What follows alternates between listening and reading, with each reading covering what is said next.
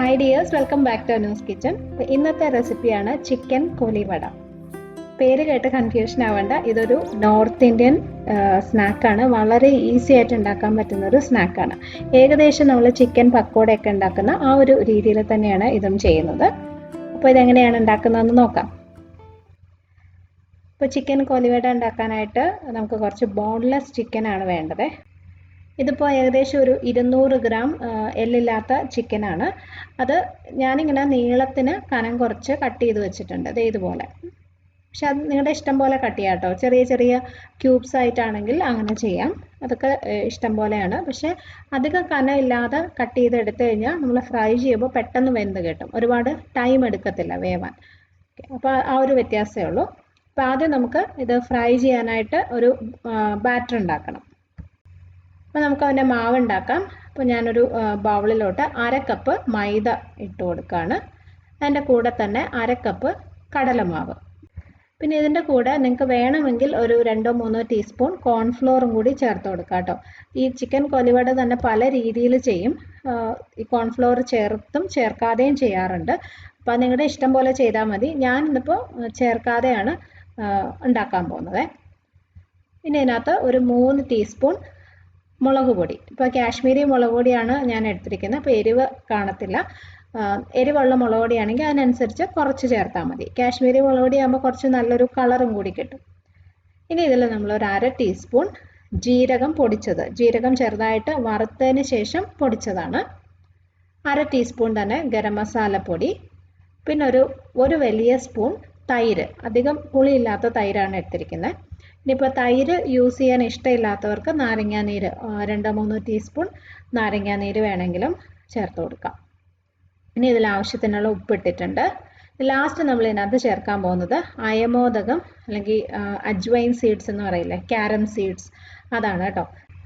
ഈ ചിക്കൻ കൊലിവടയിൽ ഈ അജ്വൈൻ സീഡ്സിൻ്റെ അല്ലെങ്കിൽ അയമോദകത്തിൻ്റെ ഒരു ഫ്ലേവർ നന്നായിട്ടുണ്ടാവും. അപ്പോൾ സാധാരണ ട്രഡീഷണൽ ആയിട്ട് ഉണ്ടാക്കുമ്പം ഇത് ചേർത്തിട്ടാണ് ചെയ്യുന്നത്. പക്ഷെ നമുക്ക് നമ്മുടെ ഒരു നാടൻ ടേസ്റ്റിന് ചിലപ്പോൾ ചിലർക്കൊക്കെ ഇതിൻ്റെ ആ ഒരു ഫ്ലേവർ ഇഷ്ടമായിരിക്കില്ല. അങ്ങനെയാണെന്നുണ്ടെങ്കിൽ ഒഴിവാക്കാം. ഒഴിവാക്കിയിട്ട് ഞാൻ ബാക്കി കാണിച്ച സാധനങ്ങൾ മാത്രം വെച്ച് ചെയ്താലും ഇത് നല്ല ടേസ്റ്റി ആയിട്ട് തന്നെ കിട്ടും. അപ്പോൾ ഞാനൊരു 1/4 ടീസ്പൂൺ അയമോദകം എന്തായാലും ചേർക്കുന്നുണ്ട്. ഇനി ഇത് എല്ലാം കൂടി നന്നായിട്ടൊന്ന് മിക്സ് ചെയ്ത് വയ്ക്കാം. ഇതിനകത്തോട്ട് നമുക്കിനി ആവശ്യത്തിനുള്ള വെള്ളം ഒഴിച്ചിട്ട് ഇത് നല്ലൊരു കുറച്ച് തിക്കായിട്ടുള്ളൊരു മാവാക്കി എടുക്കണം. ഒരുപാട് ലൂസായി പോകാൻ പാടില്ല കേട്ടോ, കാരണം നമ്മൾ ചിക്കൻ ഇതിനകത്ത് മുക്കി പൊരിച്ചെടുക്കുകയാണ് ചെയ്യുന്നത്. അപ്പോൾ ആ ചിക്കൻ പീസസിൻ്റെ മുകളിൽ ഈ മാവ് നന്നായിട്ട് ഇങ്ങനെ കോട്ട് ചെയ്തിരിക്കുന്ന ഒരു രീതിയിൽ വേണം മിക്സ് ചെയ്തെടുക്കാൻ. അപ്പോൾ ഒരുപാട് ലൂസായി പോകാതെ നോക്കുക. സാധാ വെള്ളം ഒഴിച്ചിട്ടാണ് മിക്സ് ചെയ്യുന്നത്. കട്ടയൊന്നും ഇല്ലാതെ നല്ലൊരു സ്മൂത്ത് ആയിട്ടുള്ള ഒരു ബാറ്ററാക്കി എടുക്കണം. അപ്പോൾ നമ്മുടെ ബാറ്റർ ഇവിടെ റെഡി ആയിട്ടുണ്ട്. കണ്ടോ, ഇതുപോലെ ആയിരിക്കണം. ഇനി നമുക്ക് നമ്മൾ എടുത്തു വെച്ച ചിക്കൻ പീസുകൾ ഓരോന്നായിട്ട് ഇതിനകത്ത് ഇട്ടിട്ട് എണ്ണയിലിട്ട് ഫ്രൈ ചെയ്തെടുക്കാം. ഇപ്പോൾ ഒരു പാനിൽ ആവശ്യത്തിനുള്ള എണ്ണ ഒഴിച്ചു കൊടുക്കുക. ഞാൻ സൺഫ്ലവർ ഓയിലാണ് കേട്ടോ എടുത്തിരിക്കുന്നത്. എണ്ണ ഒരു മീഡിയം ചൂടാകുമ്പോൾ തന്നെ നമ്മൾ ചിക്കൻ മാവിൽ മുക്കിയിട്ട് ഇട്ട് ഫ്രൈ ചെയ്യണം. ഒരുപാട് ചൂട് കൂടിക്കഴിഞ്ഞാൽ നമ്മൾ ഇടുമ്പോൾ തന്നെ ആ പുറമേയുള്ള കോട്ടിങ് പെട്ടെന്നങ്ങ് കരിഞ്ഞു പോകും. ഉള്ളിലുള്ള ചിക്കൻ വേവത്തുമില്ല. നമ്മൾ പച്ചയായിട്ടുള്ള ചിക്കൻ അല്ലേ ഇടുന്നത്, അപ്പോൾ അത് വേവാനായിട്ട് കുറച്ച് സമയം കൊടുക്കണം. ഒരു മീഡിയം ചൂടിലാകുമ്പോൾ തന്നെ ഇതുപോലെ ഇട്ട് കൊടുക്കാം. ഞാൻ നേരത്തെ പറഞ്ഞ പോലെ മാവ് നല്ല ആവശ്യത്തിന് കട്ടിയില്ലെങ്കിൽ ചിക്കൻ്റെ മുകളിൽ ഇതിങ്ങനെ കോട്ട് ചെയ്തിരിക്കത്തില്ല. നമ്മൾ എണ്ണയിലിടുമ്പോൾ അതിങ്ങനെ ഇളകി പോകാനുള്ള ചാൻസ് ഉണ്ട്. അപ്പോൾ അത് നിങ്ങൾ പ്രത്യേകം ശ്രദ്ധിക്കണം. അതുപോലെ തന്നെ ചിക്കൻ്റെ പീസുകൾ അധികം കനമില്ലാതെ കട്ട് ചെയ്യുന്നതാണ് എപ്പോഴും നല്ലത് കേട്ടോ. അപ്പോൾ അധികം സമയം എടുക്കാതെ നമുക്കിത് പെട്ടെന്ന് തന്നെ ഫ്രൈ ചെയ്ത് മാറ്റാൻ പറ്റും. ബോൺലെസ് ചിക്കൻ ആയതുകൊണ്ട് പെട്ടെന്ന് വേവും. ഒരു 5 മിനിറ്റൊക്കെ എടുക്കത്തുള്ളൂ. അപ്പോൾ ഒരു സൈഡ് ആകുമ്പോൾ തന്നെ തിരിച്ചിട്ട് കൊടുക്കാം.